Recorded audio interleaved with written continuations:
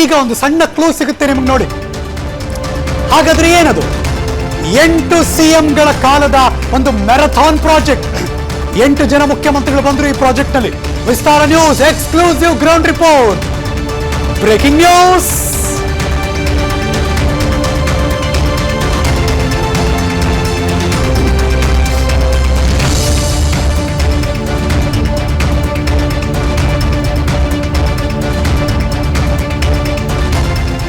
ಈಗ ಒಂದು ಸಣ್ಣ ಕ್ಲೂ ಸಿಗಕ್ ಶುರುವಾಯ್ತು ನಿಮಗೆ.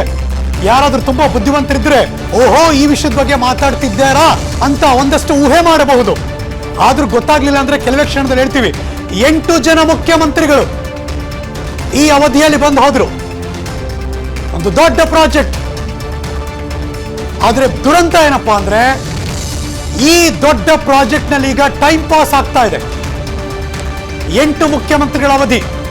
ಆರಂಭಿಕ ಚರ್ಚೆಯಿಂದ ಹಿಡಿದು ತಯಾರಿ, ಅಂತಿಮ ಮುದ್ರೆ, ಅಡಿಗಲ್ಲು, ಕಾಮಗಾರಿಯ ಕಾಲ, ಆಗ ಮುಖ್ಯಮಂತ್ರಿಗಳಾಗಿದ್ದಂತಹ BS ಯಡಿಯೂರಪ್ಪನವರಿಂದ ಹಿಡಿದು ಈಗಿನ ಮುಖ್ಯಮಂತ್ರಿ ಸಿದ್ದರಾಮಯ್ಯನವರ ಕಾಲಾವಧಿ ತನಕ.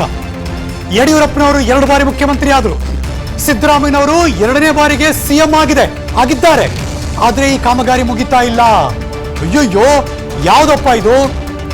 8 ಜನ CMಗಳು, ಅದರಲ್ಲಿ ಇಬ್ಬರು 2 ಬಾರಿ ಮುಖ್ಯಮಂತ್ರಿ ಆಗಿದ್ದಾರೆ.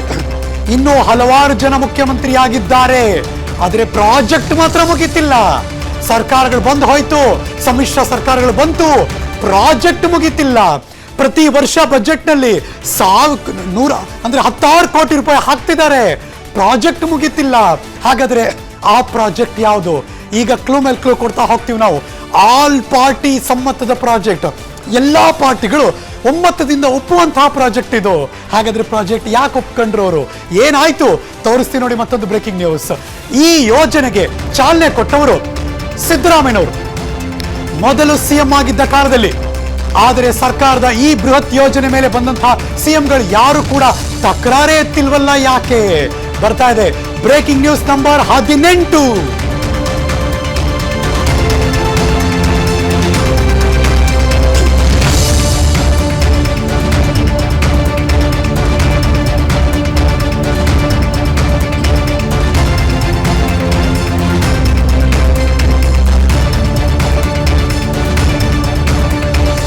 ಆಲ್ ಪಾರ್ಟಿ ಸಮ್ಮತದ ಪ್ರಾಜೆಕ್ಟ್ ಇದು.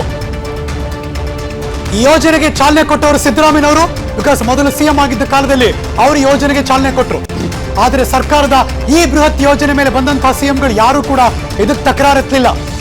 ಆದರೆ ಸರ್ಕಾರದ ಈ ಬೃಹತ್ ಯೋಜನೆ ಮೇಲೆ ಬಂದಂತಹ CMಗಳು ಯಾರು ಕೂಡ ಇದು ಸರಿ ಇಲ್ಲ, ಯೋಜನೆ ಸರಿ ಹೋಗ್ತಿಲ್ಲ ಅಂತ ಯಾರು ಹೇಳಲೇ ಇಲ್ಲ. ಬಿಜೆಪಿ, ಕಾಂಗ್ರೆಸ್ ಬಿಡಿ, JDSನ HD ಕುಮಾರಸ್ವಾಮಿ ಅವರು ಕೂಡ ಮುಖ್ಯಮಂತ್ರಿ ಆದಾಗಲೂ ಯೋಜನೆ ಬಾಧಿತ. ಅಧಿಕಾರ ಇಲ್ದಿದ್ದಾಗ ಮೇಲ್ನೋಟದ ಟೀಕೆ ಬಿಟ್ರೆ ಯಾರೆಲ್ಲ CM ಬಂದ್ರು ಎಲ್ಲರೂ ಕೂಡ ಫಂಡ್ ಕೊಟ್ಟವರೇ, ಎಲ್ಲೂ ಕೂಡ ಫಂಡ್ ಮಿಸ್ ಆಗಿಲ್ಲ. ಅದು ಕುತೂಹಲ.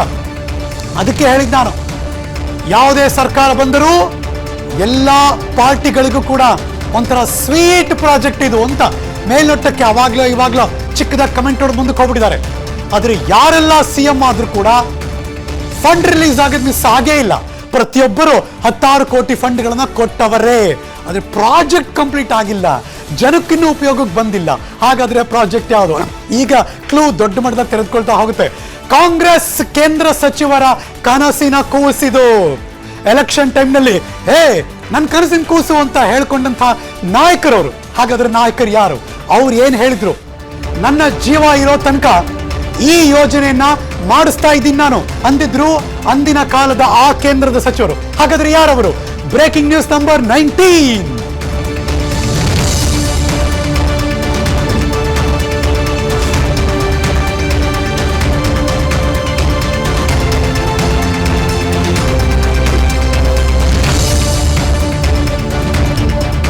ರಾಜಕೀಯ ಫಾಲೋ ಮಾಡೋರಿಗೆ ಈಗ ಒಂದಷ್ಟು ಮಾಹಿತಿಗಳು ಸಿಗ್ತಾ ಹೋಗ್ತಾ ಇದೆ ಅನ್ಕೋತೀನಿ ನಾನು.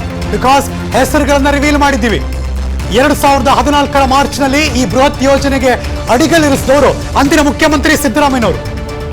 2014ರಲ್ಲಿ ಕೇಂದ್ರ ಸಚಿವರಾಗಿದ್ದ ಡಾಕ್ಟರ್ ಎಂ ವೀರಪ್ಪ ಮೊಯ್ಲಿ ಅವರು.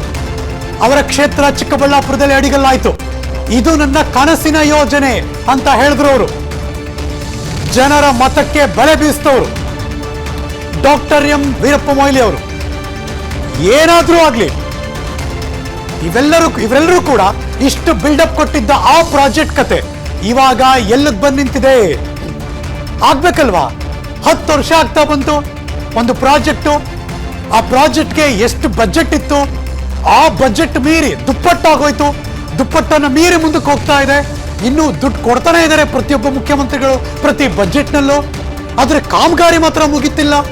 ಜನಕ್ಕೆ ಯಾವುದೇ ರೀತಿಯ ಉಪಯೋಗ ಆಗ್ತಾ ಇಲ್ಲ. ಕೆಲವೇ ಕ್ಷಣದಲ್ಲಿ ವೇಟ್ ಮಾಡಿ, ಆ ಜನ ಮಾತಾಡೋದನ್ನ ನಾನೇ ತೋರಿಸ್ತೀನಿ, ಸಂಶೋಧನಕಾರ ಮಾತಾಡಿದನ್ನ ನಾನೇ ತೋರಿಸ್ತೀನಿ. ಇದೇ last teaser breaking news. Because ಇವಾಗ ಯಾವ್ದದು ಅನುಕ್ಷಣದ ಸುದ್ದಿಗಳಿಗಾಗಿ ವಿಸ್ತಾರ ನ್ಯೂಸ್ ಯೂಟ್ಯೂಬ್ ಚಾನೆಲ್ ಸಬ್ಸ್ಕ್ರೈಬ್ ಮಾಡಿ. ಹೊಸ ಸುದ್ದಿಗಳ ನೋಟಿಫಿಕೇಶನ್ಗಾಗಿ ಬೆಲ್ ಐಕಾನ್ ಕ್ಲಿಕ್ ಮಾಡಿ. ಲೇಟೆಸ್ಟ್ ಅಪ್ಡೇಟ್ಸ್ಗಾಗಿ www.vistaranews.com ವೆಬ್ಸೈಟ್ಗೆ ವಿಸಿಟ್ ಮಾಡಿ. ಅಂಗೈಯಲ್ಲೇ ಜಗತ್ತಿನ ಸುದ್ದಿ ತಿಳಿಯಲು ವಿಸ್ತಾರ ನ್ಯೂಸ್ ಕನ್ನಡ ಆಪ್ ಡೌನ್ಲೋಡ್ ಮಾಡಿ.